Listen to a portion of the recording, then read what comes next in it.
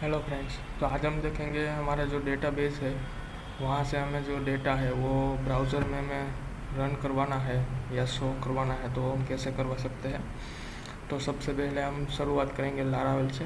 तो लारावेल में आने के लिए हमें सबसे पहले जो कमांड देना होगा वो हमारा फाइल जहाँ पर हमें क्रिएट होती है वहाँ पे सबसे पहले हमें पाथ देकर आना होगा। तो cd डेस्कटॉप स्लैश करके L8 और L8 में हमारा जो फाइल है वो क्रिएट की है, L8 फोल्डर का नाम है।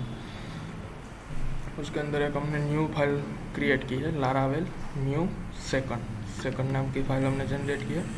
और ये लारावेल अपने आप वो इंस्टॉल कर देगा जो उसके जो पैकेजेस है वो सब कुछ।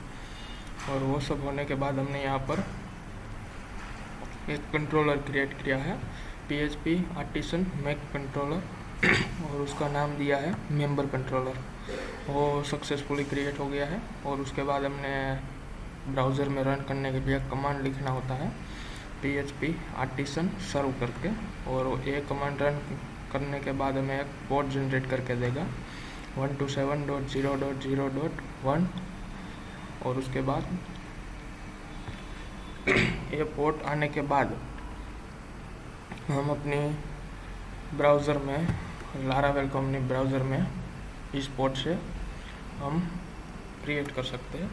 तो हम ये लोकल होस्ट से भी कर सकते हैं और 127 ऐसे करके भी हम अपने लारावेल को यूज़ कर सकते हैं। तो उसके बाद मैंने ये रनिंग किया है, इसके लिए ये सब कोड आ रहा है। तो अब चलते हैं कोड में। तो सबसे पहले हमें मेंबर कंट्रोलर क्रिएट किया है तो उसमें एक फंक्शन क्रिएट करेंगे, फंक्शन शो करके। शो नाम का हमारा फंक्शन है। उसके बाद हमने जो डेटा है वो हमारा मेंबर, हमने एक मेंबर करके एक मॉडल क्रिएट किया है। तो मॉडल कैसे क्रिएट करते हैं, तो सबसे पहले हमें यहाँ पर भी सबसे पहले फाइल में आने के लिए हमें पाथ देना होगा, cd डेस्कटॉप L8 और सेकंड फाइल। उसके बाद है PHP आर्टिसन मेक मॉडल और मॉडल का हमें जो नाम देना होता है, मॉडल का नाम हम कैसे दे सकते हैं। तो मॉडल का नाम हम दे सकते हैं, हमारा जो डेटाबेस होता है, डेटाबेस में हमने जो नाम दिया है टेबल का वो प्लूरल होता है। उसके नाम के जैसा ही हमें मॉडल का नाम देना होता है ताकि ब्राउज़र ऑटोमेटिकली उस नाम का जो भी हमारा डेटाबेस में डेटा टेबल होगा वो फेच ऑटोमेटिकली कर लेगा। तो यहाँ पर मेंबर स्मॉल में लिखा है मेंबर्स, तो हम यहाँ पर मेंबर करके कैपिटल में मेंबर करके हम कर सकते हैं और हमारा मॉडल वहाँ से फेच करवा सकते हैं। तो हमने मॉडल क्रिएट कर लिया है। तो उसके बाद हमें उसका रूट क्रिएट करना होगा, रूट नहीं सॉरी, यहाँ पर हमने दिया डेटा और यहाँ पर मॉडल का नाम और उसके सारे डेटा है वो हमने कॉल करवा दिए हैं। तो सबसे पहले हम देखते हैं, इसको कमेंट कर देते हैं। तो हम सॉरी इसको भी हमें कमेंट करना होगा, टेबल को भी मैं आपको समझाता हूँ कैसे है वो। तो हम आ जाते हैं इसमें ब्राउज़र में और यहाँ से हमारा लिस्ट हम एक्सेस करेंगे। तो लिस्ट एक्सेस करते ही वेट अ मिनट,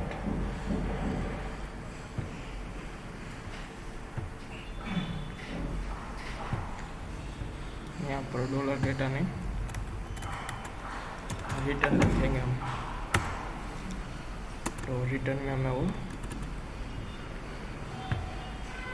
ये हमारा डेटा जो है वो ऐसे दिखाएगा। और अगर हम डॉलर डेटा करके लिखेंगे और उसके बाद हमने एक रिटर्न व्यू करवाया है लिस्ट, और लिस्ट में हमने क्या करवाया है मेंबर, जो कि हमारा डेटाबेस का नाम है और उसमें हमने डेटा एंटर करवाया है। तो उसके बाद हमें रूट सेट करना होगा। रूट सेट करने के लिए पहले हमारा कंट्रोलर में यूज़ होना होगा। तो इसके लिए यूज़ ऐप HTTP, उसके अंदर कंट्रोलर और उसके अंदर मेंबर कंट्रोलर। ये कहाँ पर होगा, ये रूट हम कैसे दे सकते हैं।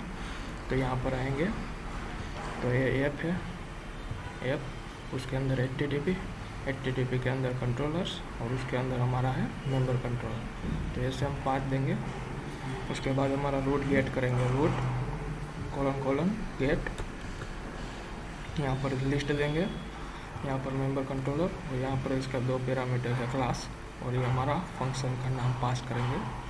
वो पास करने के बाद हमने यहाँ पर ये टेबल क्रिएट किया है, क्योंकि हमें डेटा टेबल में दिखाना है। इसके लिए हम टेबल में लिखेंगे बॉर्डर 1 देंगे, और TRTD में ID नेम ईमेल सिटी, और यहाँ पर फॉर ईच का यूज करेंगे $members और मेंबर। तो $members नाम का हमारा जो डेटाबेस है वो मेंबर नाम से अब डेटा फेच करेगा। तो यहाँ पर डेटा और ID नेम ईमेल सिटी ये कहाँ से देना है, तो ये जो हमारा ID का नाम है यहाँ पर ID नेम ईमेल सिटी, वो सब हमें यहाँ पर देना है।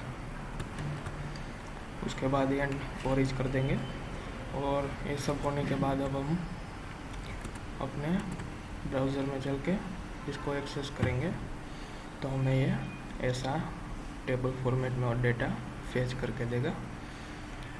तो आपने समझ लिया होगा कि ब्राउज़र का डेटा हम कैसे फेच कर सकते हैं, डेटाबेस का डेटा हम कैसे ब्राउज़र में फेच कर सकते हैं।